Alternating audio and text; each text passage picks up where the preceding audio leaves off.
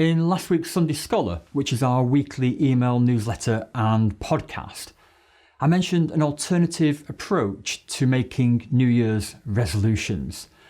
And it's a real simple way of overcoming that overwhelm that quite often affects us when we're trying to set too many personal promises or goals and objectives, only to let ourselves down at that first hurdle. So what's this alternative approach? Well, we've called it Word of the Year. And it's a real simple method of identifying what's that step change you want to do with either you, your team, or your organisation, and real kind of stripping it back into one theme and to one word that can make all the difference.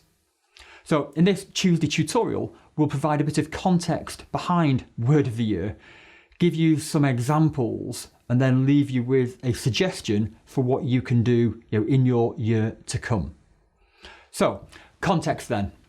About 12 months ago, a good friend of mine, Natalie, and I were having a conversation about goals and objectives and what we're trying to do, what we're trying to achieve for the following year. And we came up with this kind of idea of just one word that we should be focusing on, like a North Star, to kind of guide us through the next 12 months.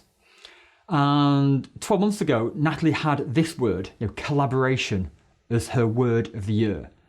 And honestly, it's made all the difference. It's been amazing to see what Natalie has achieved over the last 12 months in terms of who she's collaborated with, who she's partnered with, who she's appeared on stage. And it's just been a great way to kind of see what a difference this has made. So a few weeks ago, we're having exactly the same conversation about what could our word of the year be, and Natalie's chosen this word, opportunity, for 2024. And I think it's just a great kind of word to focus on, and certainly for Natalie, I think it'll make all the difference and really help her and kind of the people who she's working with. So that's kind of a bit of context behind it. Now, as a good friend, she'll kind of challenge me, well, what's my one word of the year? And this year, drum roll, my word of the year is consistency. And this is something that I've been thinking about, certainly towards the back end of the year, how can I be more consistent in everything I do? Whether it's doing videos like this, writing the weekly newsletter, doing podcasts, reaching out to people, whether it's in sales follow-ups, diet, and fitness. There's so many areas that I can link consistency to help me make a step change in kind of my own life and kind of work life as well. So this is what I'll be focusing on for the next 12 months. And in kind of every situation, I'll be thinking, how can I be more consistent in what I'm doing? So what other examples have we got? Well, not long after we issued the Sunday Scholar, we've got a couple of responses, and one was from Gary. And Gary works in the social sector, and his one word that he's going to focus on with him, his team, and kind of the people he works with, all the kind of the wider stakeholders, is optimism. Because he believes, certainly in the line of work he's in, this is one word that he needs to focus on, for him and his team, and the organisations.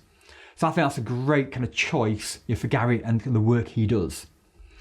Now, I had another word from Sanna, who's in Finland, and she works in Helsinki. And it's a real kind of interesting one, this. How can we kind of focus on fun?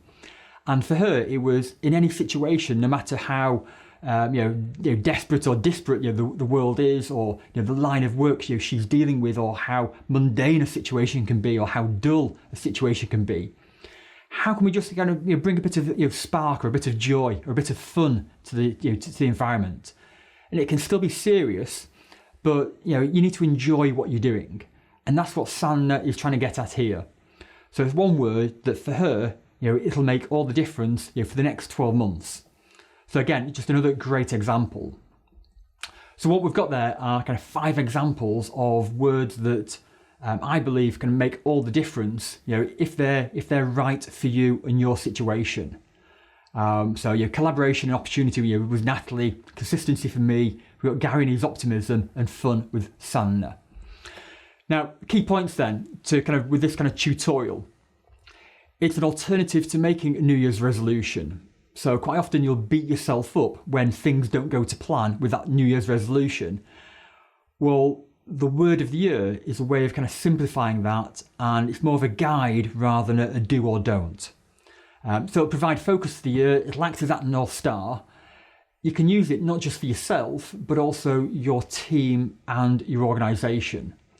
It can really kind of work in those situations. Used as a daily prompt, used in everything you do. Keep it simple. That's one of the key here, and that's why we're saying you just one word. It'll overcome that overwhelm. And if you need to, provide context where necessary. So if you're working with your team or the wider organisation, you may want to put a bit of context behind what that one word means. So if you're looking at consistency, you can then say, okay, what would consistency mean in your life and in your line of work? Whether it's being consistent with your customer service, or consistent with your sales, or with your kind of telephone mannerisms. It's being consistent in everything you do. So just a bit of context there. And finally then, the action step with this Tuesday tutorial, word of the year.